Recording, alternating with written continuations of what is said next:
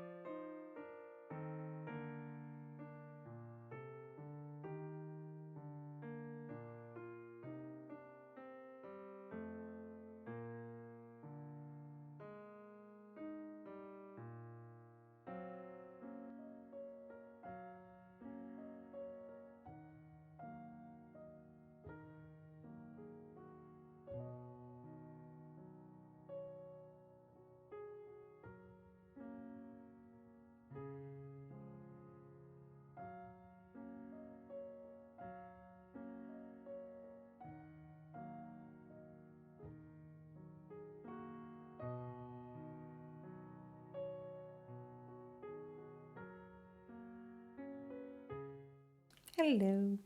So everything's finally gathered. Everything is hopefully neatly hemmed down. And there's some loose strands of threads here that I have to still cut away. But everything else is all nice and hemmed down. It all looks nice. I'm not sure what to do with this.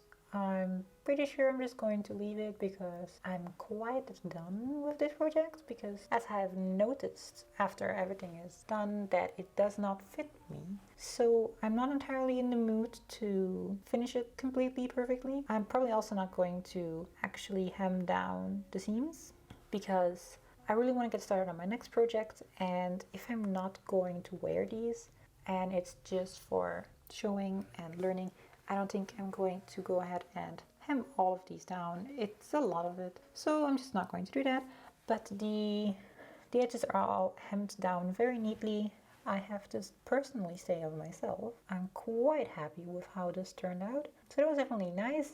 So I'm really happy with the video I watched from Abby where she said I should base down the edges for hemming, and it really went much faster without having to care about any pins that's there that may or may not catch the thread while I'm hemming. And so the tape for the fabric is now my next task, and this is, it says on the box, it's self-adhesive. Can you focus? Yeah, self-adhesive fabric tape. So I might just try to put it on there without sewing. Maybe that works. If it doesn't work, I'm just going to slightly stitch it on there. But it says it's self-adhesive, so I'm pretty sure it might just work. So I'm gonna go ahead and do that now, and after that I will show you the final results.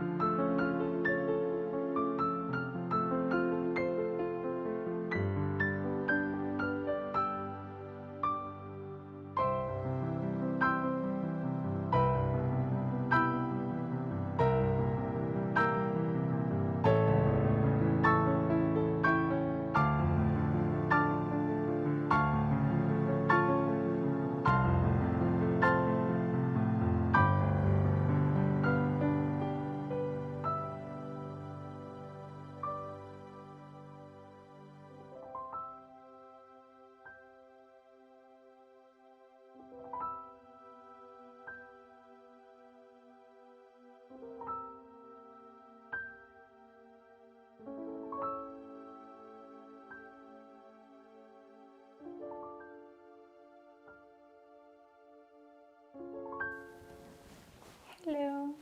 So this is the end of the project. I hope you all liked it, but hang on. He wants to join. Hello! This is gonna purr onto my microphone. I clearly didn't sew it on there because there's no footage of it, but I did learn a lot from this project, like gatherings here and in the back. I actually haven't shown you the back, in case you didn't notice, because the back is kind of gone wrong.